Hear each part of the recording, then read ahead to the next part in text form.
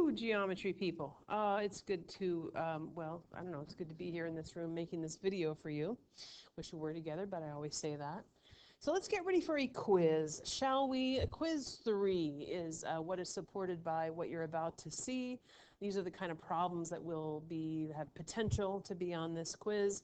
Watching this video will help you see how to do these problems, so hopefully you enjoy. So here's a little warm up. Maybe you turn off this video for a second or pause it and work these out. Go.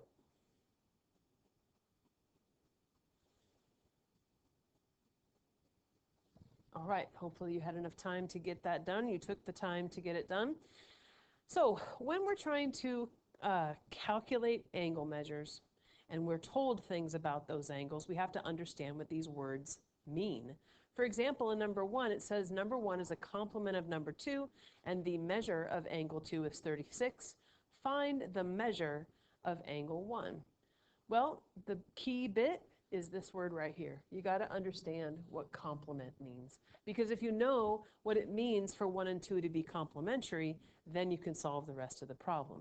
And what that means is that the measure of angle 1 plus the measure of angle 2 is 90 degrees. That's what complementary means. Complementary angles sum to 90 degrees. And so we could very legitimately say that the measure of angle 1 plus the measure of angle 2 equals 90 degrees, and that is exactly what complement means. Now what we know is that the measure of angle 2 is 36 degrees, and so we could substitute that into our little usable equation here, and we could say the measure of angle 1 plus the measure of angle 2, which is 36, equals 90 degrees. And so now all we have to do is find the measure of angle 1. Well, that takes just a little bit of algebra. We can subtract 36 from both sides. These are going to cancel, and what we have is the measure of angle 1 equals 90 minus 36, which is 54. And there's your answer. Now, could you have just done this, 90 minus 36? Sure. You could interpret the problem that way, and if that's the way you go, that's fine. But one of the points that I made in the video where we were building these kind of equations was the more you get into the habit of converting the meaning of that word complement to a usable equation, the better you're going to do when things get a little bit more complicated. All right, so let's take a look at number 2. It says angle 3 is a supplement of angle 4, and the measure of angle 4 is 75 degrees. Find the measure of angle 3. So again, just like in the first one, you need to know the meaning of a word, and this time it's the meaning of supplement. And what we know is the definition of supplement is that supplementary angles sum to 180 degrees. In other words, the measure of angle 3 plus the measure of angle 4 equals 180 degrees this time. And so now we can substitute in, well, what do we know? We know the measure of angle 4 is 75 degrees. And so we could say that the measure of angle 3 plus 75 degrees, because we just substituted what we know, equals 180. This is a true statement based on the one before. And now when we subtract 75 from both sides, which is a clever way of creating this cancellation right here, we have the measure of angle 3, which is what we're trying to find, is 180 minus 75, or 105 degrees. Done. I think I forgot my units on a lot of this stuff, but there you have it. So the key bit with these is understanding what complement and supplement means. Once you understand what they mean, you can solve the problem. Alrighty. So, gosh, I hope you've been keeping a notebook. It would be really tempting right now without me hanging out over your shoulder to just not. And okay, but we've been talking about a lot of things, and being able to look up that information when you're out there on your own, or maybe even when you're taking a quiz, I didn't say that. An organized notebook is really going to help you. So I'm going to ask you to pause this video, take a few minutes to check over your notes and write any questions or any summaries that you've missed. Go back through that information and make sure you have your head wrapped around it. And the way to do that is revisit your notes. Actually, when people say I'm studying for a test, if they're doing homework assignments, they're not studying for a test. Studying for a test is reviewing your notebook. And the way that we've set up these notebooks from the very beginning gives you an opportunity to work with those notebooks over and over again, getting back into that information so you can remember it better. So pause for a minute and get that notebook organized. Okay, welcome back. So here's a few topics, the topics that could be on the quiz. I'm going to choose some problems from each one of these topics.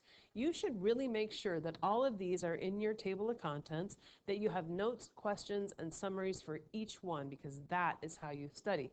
If you don't have this information, there's no reason why you couldn't go to Google Classroom and get them. It's all sitting there. Click on a lesson that you haven't taken notes on or haven't done yet and get that stuff in your notebook. So the midpoint formula, the distance formula, naming, measuring, and classifying angles, the angle addition postulate, using special angle pairs to find measures, and linear pairs and vertical angles are the topics that will be on the quiz. Again, working with your notes is what studying looks like. All of the assignments should be done by now. You've done the practice. Studying is going over your notes. Okay, so we're going to review some concepts, do some practice problems. I'm going to go kind of quickly through this stuff because you can always return, you can always rewind the video. This is stuff you've seen before if you've done all the lessons, and so let's just see what these things look like. So let's take a look at the first bit, which is dealing with midpoints. So in number 1 and number 2, we're being told that there's a segment bisector. A bisector is something that cuts something exactly in half or creates congruency. And in number 1, we see that the segment bisector is this ray MN. That is the segment bisector of PQ. How do I know that? Well, because MN is the thing that cuts this thing into two congruent pieces. That's what those marks mean, that those pieces are congruent. The distance from P to M is exactly the same as the distance from M to Q. And so if the distance from P to M is 5, then the distance from M to Q must also be 5. And so all the way from P to Q must be 5 plus 5, or 10. And we have taken care of number 1. Same thing is true with number 2. We've got PQ. Now this time, PQ is cut in half or bisected by a point, M. There it is. And we know the distance between M and Q is 3.5. And because these symbols exist, and they mean that those distances are the same or congruent, we know from here to here is also 3.5. And to find the length of PQ, we just add them up. 3.5 plus 3.5 is 7, and there is your answer. Now, things can get a little bit more complicated, but what we know for sure is that these symbols have meaning. They mean that those measures are the same. They are congruent. In other words, the distance between V and M is 4x minus 1. And the distance between M and W is 3x plus 3. We're being asked to find the length of VM, so just this bit right here. In other words, we need a number for this. Well, in order to get a number, we have to figure out what x is. But if we know one side is 4x minus 1 and the other side is 3x plus 3, and these symbols here mean that those are equal, there's your equation. And now a little algebra will solve this. Now there's 4 different ways to start this problem. You could subtract 4x from both sides, you could add 1 to both sides, you could subtract 3x from both sides, and you could subtract 3 from both sides. All of those are a great first way to start. I'm going to subtract 3x because reasons. It creates a clever cancellation right here, and I have 4x's minus 3x's is 1x, minus 1 equals 3. And now I can add 1 to both sides, and I have this cancellation, and x equals 4. Well, now that I know that x equals 4, remember, I'm being asked to find the length of VM. Well, I know that VM is 4x minus 1. Well, if x is 4, I can take that 4, jam it in right there, and I have 4 times 4 minus 1, or 16 minus 1, or 15. And there you go. I have found the length of VM. The hardest part about problems like this is figuring out what you need to find. Be very careful when you're reading these problems. I'm sure you found that on the homework.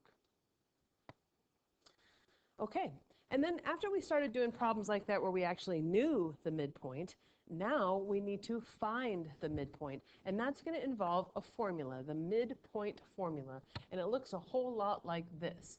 If you take the x values, x1 and x2, and you add them up and you put them over 2, you're going to find the x value of that midpoint. And if you take the y values, y1 and y2, and you add them up and you divide by 2, you're going to find the y value of that midpoint. And since it's a point, it's going to be wrapped up in parentheses. Now we just need to take, that's the midpoint formula. Now we just need to take the values of those endpoints that we have, put them in the right spot, and calculate. Well, here's an x value, here's a y value, here's an x value, here's a y value, and because this one came first, I'm going to call this x1 and y1, and this one x2 and y2, and now we know the values that go with in the formula. So what is the value of x1? It's 1, plus x2, which is not 2. Do you see why it's not 2? That's a very common mistake. People will put the y value here. x2 is actually 7 plus, over 2, comma, y1, which is 2, plus, what is y2? 8 over 2. And now we just need to calculate 1 plus 7, which is 8 over 2.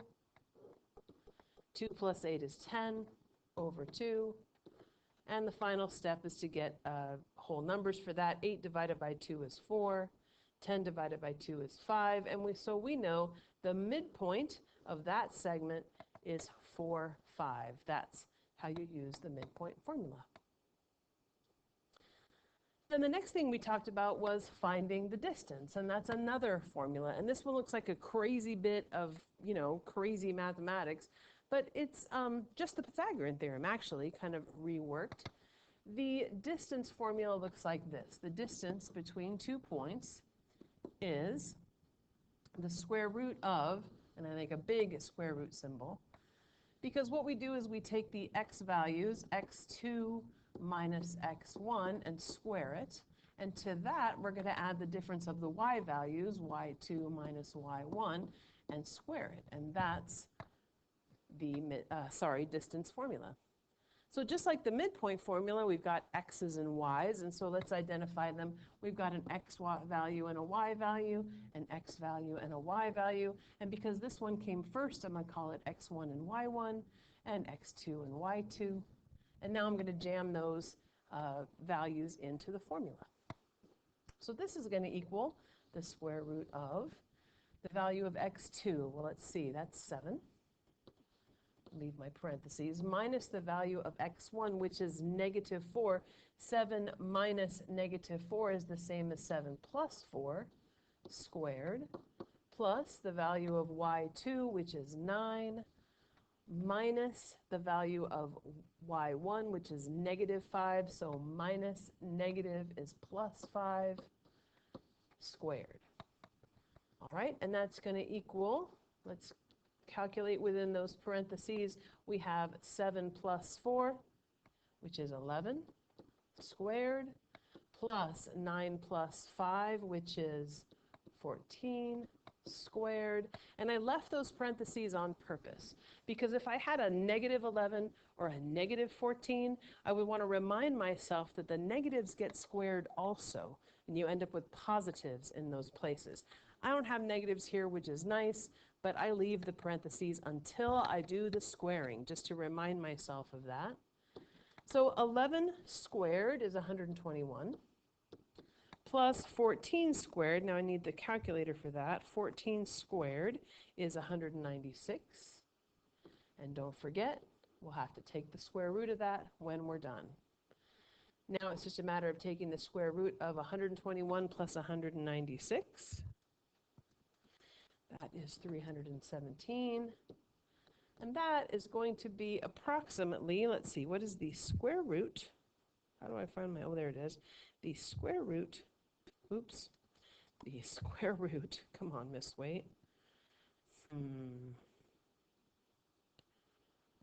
There we go. The square root of 317 is about, I'm going to do this, about, those are like, you know, it's not exactly, because I'm rounding.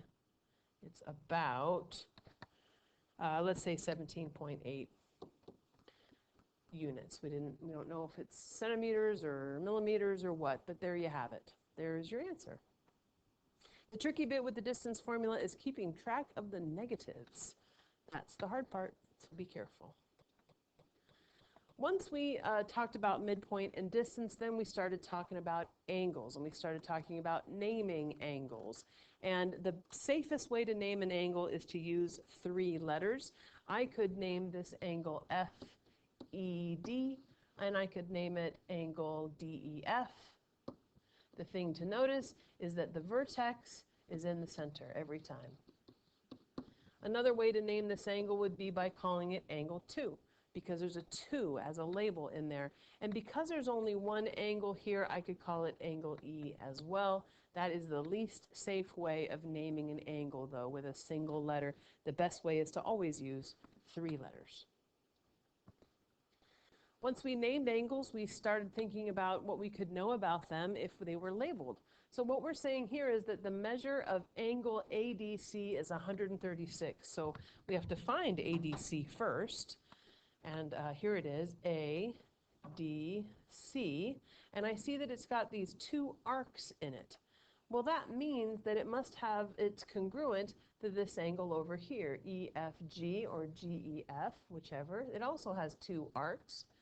Now, if you know that ADC is 136, and you know that EFG is congruent to it, then you know the measure of angle EFG also measures 136 degrees. Just working with markings. Alrighty. The next thing we did was start talking about the angle addition postulate, where we started talking, the angle addition postulate says that you can take the measures of 2 angles and add them up, basically, is what it says. If we want to find the measure of LMN, first of all, let's find LMN, LMN, there it is. If we want to know its measure, really all we need to do is add up these 2 numbers, 85 and 23, and that's going to give us LMN. So the measure of angle LMN is 85 plus 23. I could have done that in my head, I guess, 108 degrees. Whoops, that's not how you write 108. 108 degrees. Done. You can add up angles. Now, this one took that same idea but made it slightly more complicated. So we're being told that DEF, this angle right here, DEF, is 87 degrees.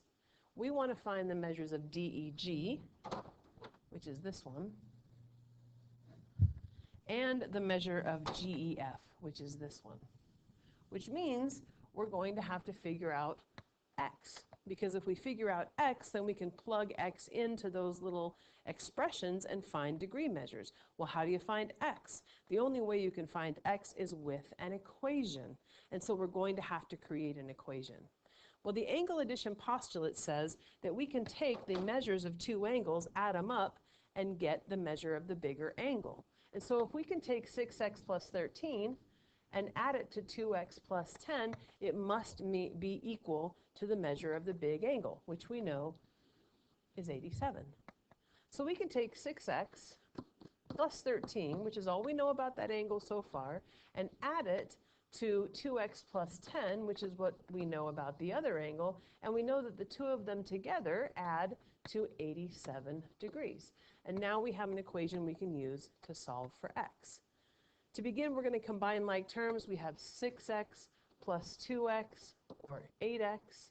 We have 13 plus 10, which is 23, and that's going to equal 87. Now we can subtract 23 from both sides. These cancel, and we get 8x equals 64. And then dividing by 8 on both sides, x equals 8. So are we done with this? We're not, because we haven't been asked what x is. X is just a step along the road. We were asked to find the measure of DEG, which we know is 6x plus 13, but we know what x is. Let me start this again. We know that DEG is 6x plus 13, but we know what x is. It's 8. I'm trying to be so clever, and it's not working out. We can just jam that 8 in right here. That's the point that I'm trying to make, and we can figure out the measure of DEG.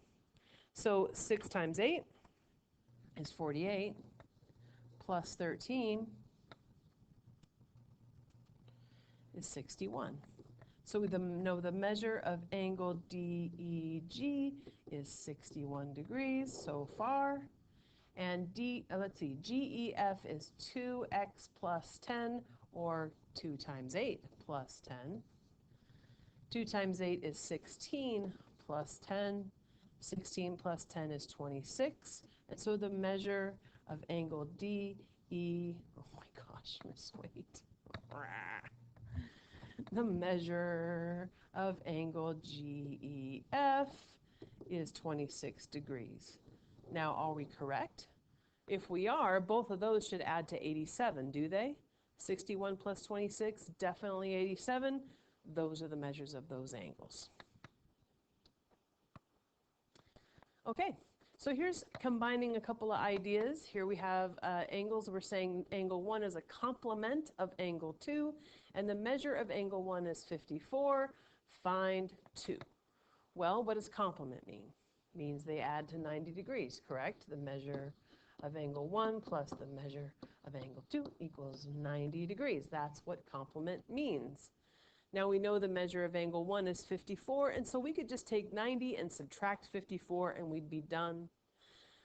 But I'm a math teacher, so I want to be sure I'm making sure you build good habits. And so instead, what I'm going to do is I'm going to replace this measure of angle 1 with 54, which is what I know, and say that when I add measure of angle 2, I'm going to get 90, because I am. I'm going to subtract 54 from both sides, and I get the measure of angle 2 is 90 minus 54, which is 36. And we're done.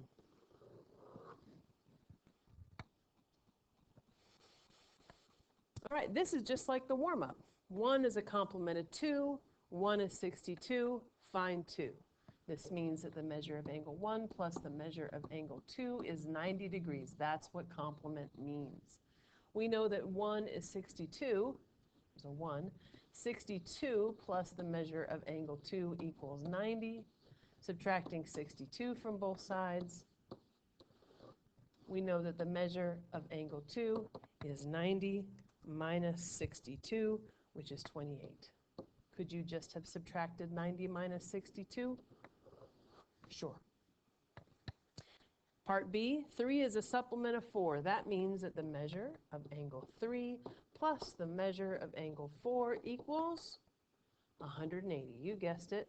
What do we know about 4? Well, it's 47 degrees. So the measure of angle 3 plus 47 equals 180 degrees. We can subtract 47 from both sides now. And we get that the measure of angle 3, which is what we're trying to find, is 180 minus 47, or 133. Starting to get the idea? I hope so. Oh my, I think I skipped one. Yep, there it is. Okay, then the last thing we talked about was linear pairs and vertical angles, and I'm jumping right to the heavy stuff with these, because if you know that two angles are a linear pair, you know the linear pair postulate. The linear pair postulate says all linear pairs are supplementary. In other words, all linear pairs add to 180 degrees. Now, if we want to find the measure of angle ABC, there is no measure ABC. This should say, wow, this is really badly done. There should be, the B actually should be there, but let's call this D and say angle ADB. How about that? Angle ADB. We want to find that measure. Sorry about that. If we know that these two angles are a linear pair, we know they're supplementary. If they're supplementary, they sum to 180 degrees. In other words, the measure of angle ADB plus the measure of angle BDC must equal 180 degrees. We know that because that's what supplementary means. How do we know they're supplementary? Because they're a linear pair, and all linear pairs are supplementary. Now, what do we know about measure of angle ADB? Well, we know that it's, all we know about it is that it's 6x plus 59. What do we know about BDC? We know that it is 3x minus 14. And what do we know about how they add up? Well, we know they're supplementary because they're a linear pair, so they got to add to 180. So there's your equation that you're going to solve, because in order to find the measure of ADB, you're going to have to find x. And how do you find x? An equation. So combining like terms, 6x's plus 3x's is 9x's. And then 59 minus 14 is going to be 45. Equals 180 degrees. Just did a little bit of combining like terms there. And then I'm going to subtract 45 from both sides. And I have 9x equals 180 minus 45, which is 135. And then dividing both sides by 9, I get x equals 135 divided by 9, which is 15. Great. So now I know what x is. I can put that right here in for x, and I can say 6 times 15 plus 59 is going to be the measure of ADB, which is what I'm trying to find. 6 not 66. 6 times 15 is 90 plus 59 is 149. And so I know the measure of angle ADB is 149. I know that it's 149 because I found x. In order to find x, I had to have an equation. In order to get an equation, I had to know that those two angles add to 180 degrees. The way I knew that was because they were supplementary. How did I know they were supplementary? Because they're a linear pair, and all linear pairs are supplementary. All right, I think this is our last one. Here's some vertical angles. Do you see how there's two cross lines, and directly across the vertex from each other, two angles that share a vertex but not a side are labeled with some algebraic expressions? Well, what we know about these is that they are vertical angles because they fit the description. And if angles are vertical angles, we know they are congruent. That's the vertical angles postulate. We know that they're exactly the same, that this angle here, AEC, is congruent to BED. We know that's true. And so we can say that the measure of angle AEC is equal to the measure of angle BED. Because they're vertical angles and all vertical angles are congruent, we can say this right here. Well, what do we know about AEC? Well, we know that it is 4x plus 20. That's all we know about it so far. That's going to equal the other one, which is 2x plus 40. Do you see how this problem is different? We need to find the measure of those angles, but the way to do it is to find x. In order to find x, you need an equation. How do you get an equation? You use the postulate. These angles fit the description of vertical angles. Vertical angles are congruent, which means that their angles are equal, and so you create an equation out of that idea. And now it's a matter of solving. I'm going to subtract 2x from both sides. That's how I'm going to start this. Creating this cancellation. 4x minus 2x is 2x plus 20 equals 40. Subtracting 20 from both sides, I get 2x equals 40 minus 20, which is 20. And dividing by 2, I get x equals 10. Great.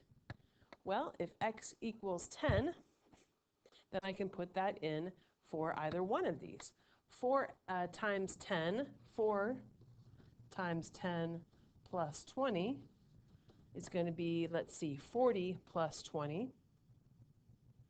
Right? 40 plus 20. Should I write it out? I guess I will. Which is 60. And so this one's 60. Well, that means that this one is also 60, but let's be sure. 2 times 10 plus 40 this time. 2 times 10 is 20 plus 40. Oh, sure enough, 60. And so we know the measures are both 60 degrees. How did we find that? We found that because we found x. In order to find x, we needed an equation. In order to get that equation, we had to understand that those two angles are equal to each other. They're equal because they're congruent. All vertical angles are congruent, and that's what we know about vertical angles. All right, guys, well, before you take the quiz, I highly suggest that you go over your notes, you finish any assignments, maybe Google stuff you don't understand. For sure, get some rest, come to some office hours, ask some questions. I know you can do this stuff. There's no reason why not. Some of it you're going to be able to do better than other parts, but just doing it is the important part, okay? Well, I hope you're going to have a good day after this. I hope this didn't ruin it for you. I will talk to you soon. Bye.